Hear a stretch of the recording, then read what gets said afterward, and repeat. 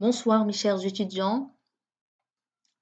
Dans ce tuto, je vais expliquer comment faire la modélisation des différentes énergies de déplacement de système, soit un système libre non amorti, soit ou bien un système libre amorti.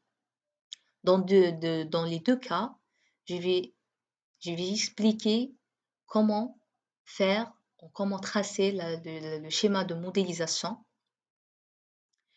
Alors, euh, alors concernant les fenêtres de travail existantes dans MATLAB, la fenêtre qui servent la fenêtre commande window qui est utilisée dans ce travail pour saisir les paramètres du système qui sont reçus par le système. La fenêtre workspace pour afficher l'historique de travail ou l'historique pour afficher même les valeurs en saisir pour le système. Saisissent dans le système. Commande current folder pour afficher tous les fichiers enregistrés. Donc, la partie Simulink existe dans la barre d'outils MATLAB, qui est particulier de faire la modélisation, de tracer le schéma de modélisation. Donc, je vais cliquer sur, vous devez cliquer sur Simulink d'abord. Donc, voilà la partie Simulink. Je vais cliquer par ensuite sur Blank Model.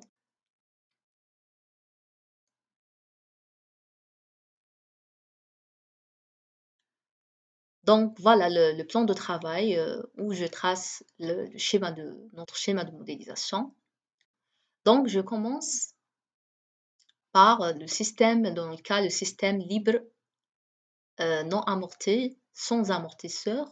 Donc, premièrement, je vais cliquer sur Library Browser pour afficher tous les blocs utilisés ou sont des fonctions, des blocs qui comportent des fonctions mathématiques, de continu, discontinu, comme continu comme l'intégrale,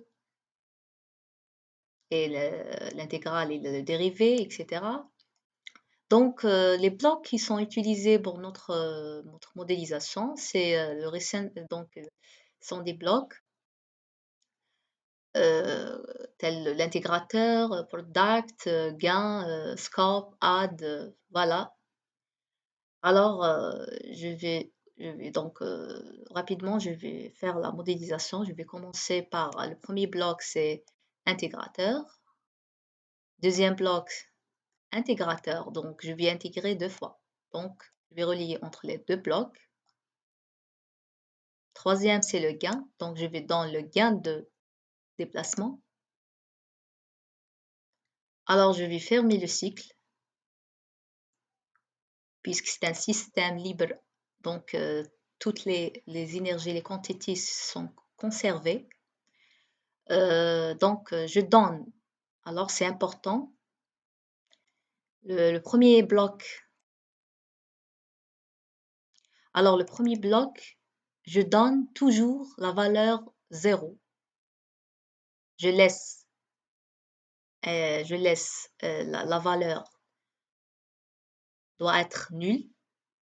Le deuxième bloc, je veux donner le déplacement initial, x0, ou bien l'amplitude, égale à 5 par exemple. Ici, je peux donner la valeur de déplacement. Je donne donc le gain de déplacement qui est égal à moins qu'un 0 sur m0. OK. Bien sûr, je n'oublie jamais de donner les paramètres, les valeurs des paramètres de système dans la partie commande window. Je donne K0, exemple, égale à 1, M0 égale à 3 ou bien 2, je ne sais pas, d'après te dépend le système. Alors,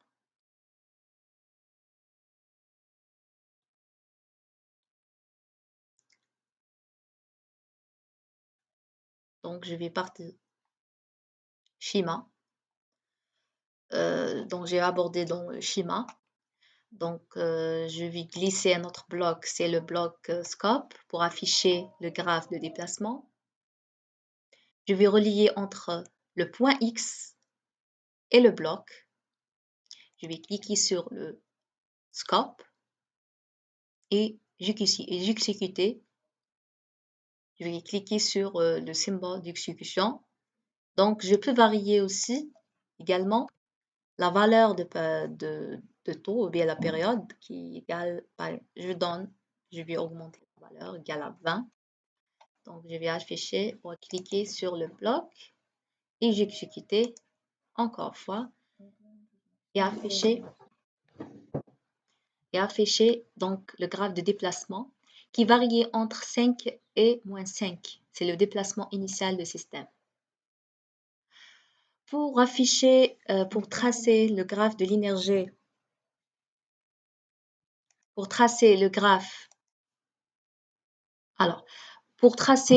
de l'énergie potentielle, de la même procédure, je vais glisser donc les autres blocs tels product, le gain et scope pour afficher le graphe de l'énergie potentielle.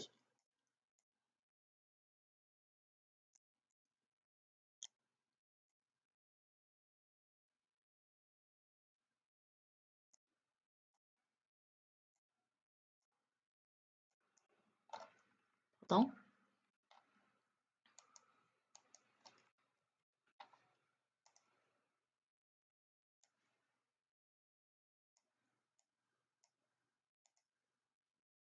Donc, je vais relier et assembler, puisque l'énergie potentielle varie en fonction de x, donc je vais relier de point x de cette façon.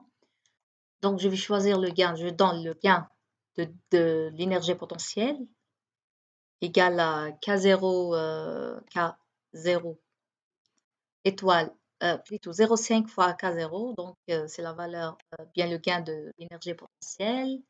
OK, et je valide, j'exécuter et le graphe, donc il va afficher directement le graphe de l'énergie potentielle. Alors, pour afficher le graphe de l'énergie cinétique, donc de même façon, je vais choisir les mêmes blocs, product, gain et scope. Comme vous voyez, c'est très facile à manipuler. Aucun souci. Donc, je vais relier puisque l'énergie potentielle varie de fonction de x points, donc je vais relier entre le point x point, entre le point x point.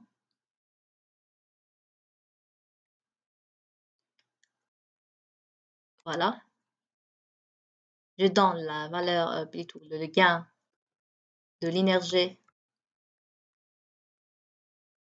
cinétique, je valide et je vais cliquer sur le bloc, d'exécuter. Voilà, il va afficher directement la graphe de l'énergie potentielle, plutôt l'énergie cinétique. Donc, pour afficher finalement le graphe total de l'énergie, donc je vais utiliser d'autres blocs, mix pour assembler pour les deux graphes de l'énergie cinétique et potentielle, et scope pour afficher le graphe, donc les deux graphes en même référence, dans le même référence. Donc, je vais relier entre la sortie, pardon.